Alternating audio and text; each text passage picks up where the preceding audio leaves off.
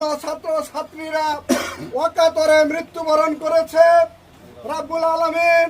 সেই কারণে আজকে আমরা তোমার কতিপয় বান্দা সাইমা আক্তার শাহ আলমের মেয়ে তার রুহের মাগফিরাত কামনার জন্য তোমার শাহী দরবারে ভিক্ষার দোকানে হাত তুলেছে রাব্বুল আলামিন।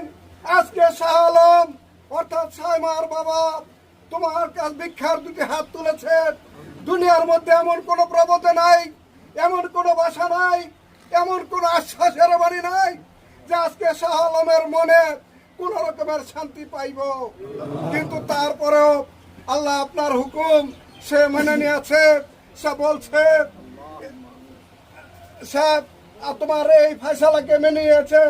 তোমার উপর আল্লাহ আস্থা বিশ্বাস রেখে তুমি তাকে শাহাদাতের মর্যাদা দান করো এবং এই মৃত্যুজনিত সমস্ত ব্যথা বেদনা শাহ আলম এবং সাইমার মা তার আত্মীয় স্বজন যেন সইতে পারে।